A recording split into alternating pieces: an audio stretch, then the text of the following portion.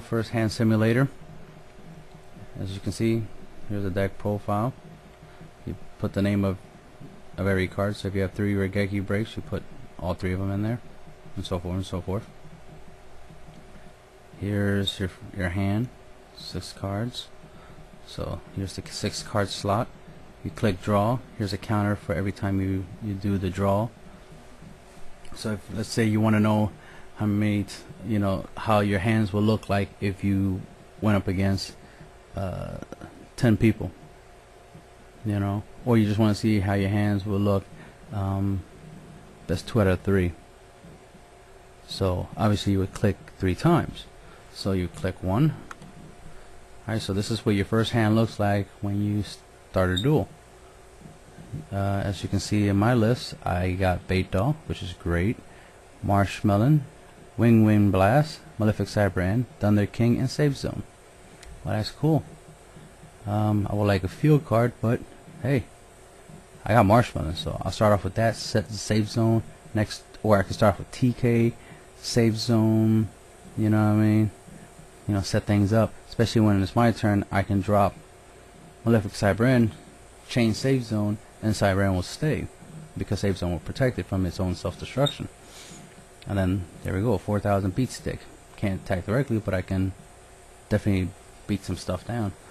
And of course, you got Thunder King or the Marshmallow. You can set one of those 2 up, or you could just set Marshmallow and Safe Zone and then drop the Malefic Cyber End.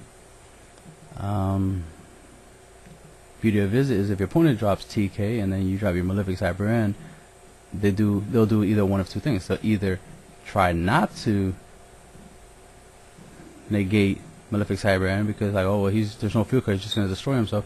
Then you change Safe Zone and then he's mad with his life because now he can't chain his effect to Safe Zone. I mean, he can't now negate Malefic Cyber End because now Safe Zone is in the chain. So now Safe Zone is active. He has a response to Safe Zone. And if he has no responses for Safe Zone, then he epically failed. Or he's forced to activate his effect on Malefic Cyber End summoning. You chain to his effect and Safe Zone your Malefic Cyber End. And there you go. Either way you win.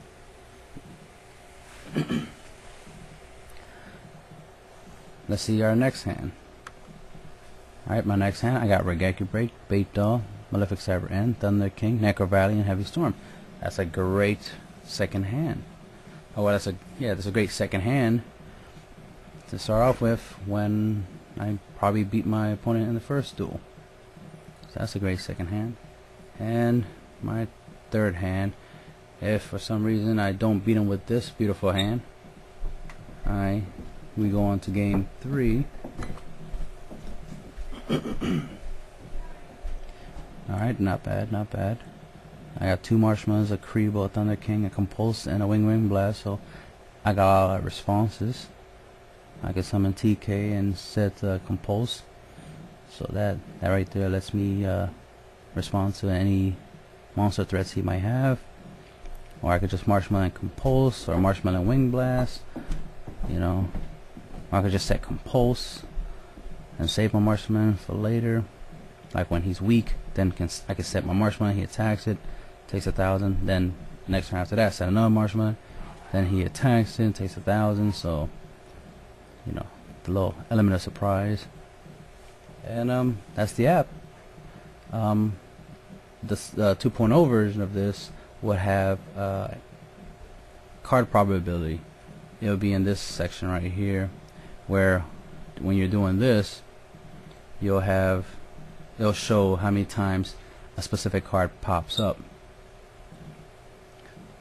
So within a certain number, you'll see a certain card listed that's in your list, and that will let you know how many times you will get that. So like in 10 hands, how many times will you have Heavy Storm? In 10 hands, how many times will you have TK? In 10 hands, how many times will you have a Malefic Cyber End and a field card? You know what I mean? That you have that nice little combo, that little beat stick right there. So I forgot to mention this.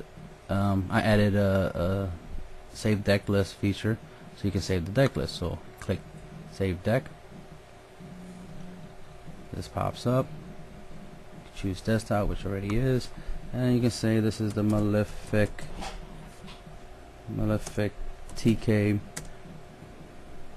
Yeah, the Malefic TK deck list, of 2012, whatever, and save it. Now it's saved to the desktop. When you open it, the only thing is that I still haven't managed to figure out how to space it. So you see everything's all back to back, but if you go like this and separate everything, you have a deck list right there. You can always edit it and modify it. And that's the thing, is the fact that after you tweak and change some of the cards in here by changing the names, you have a better chance to, that way you can edit your deck list through here. You make your deck list here, you edit it, you fine tune it, so that way you always get the best first hands, and then save it, and then edit this, and organize it, and then go get the cards you need for the deck. Alright, thanks.